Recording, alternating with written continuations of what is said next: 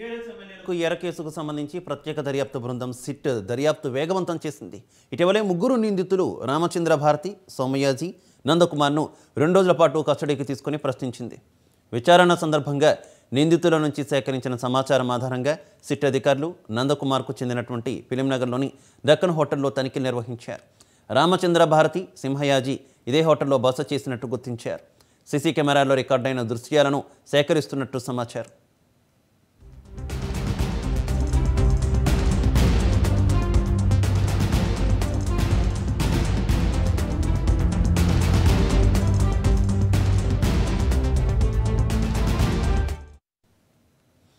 హోటల్కు నిందితులు ఎప్పుడు వచ్చారు, వారితో ఎవరెవరు వచ్చారు, ఎన్ని రోజుల బస చేశారు అనే కోణంలో సిట్ అధికారులు దృష్టి సారించారు.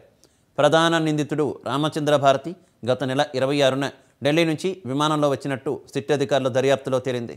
రామచంద్ర భారతితో పాటు ఢిల్లీ నుంచి ఇంకా ఎవరైనా వచ్చారా అని ఆరా తీస్తున్నారు. పైలట్ రోహిత్ రెడ్డికి 100 కోట్ల రూపాయలు, మిగతా ముగ్గురు ఎమ్మెల్యేలకు 50 కోట్ల రూపాయల చొప్పున ఇస్తామని రామచంద్ర భారతి చెప్పినట్టు పోలీసులు ఎఫ్ఐఆర్లో పేర్కొన్నారు. ఢిల్లీ నుంచి డబ్బులు తెచ్చారా, రామచంద్ర భారతితో పాటు వచ్చిన వ్యక్తులు హోటల్లో బస చేశారా అనే వివరాలు సేకరించేందుకు ప్రయత్నిస్తున్నారు. సిట్ బృందం దర్యాప్తు మొత్తం రామచంద్ర భారతి కేంద్రంగానే కొనసాగుతోంది.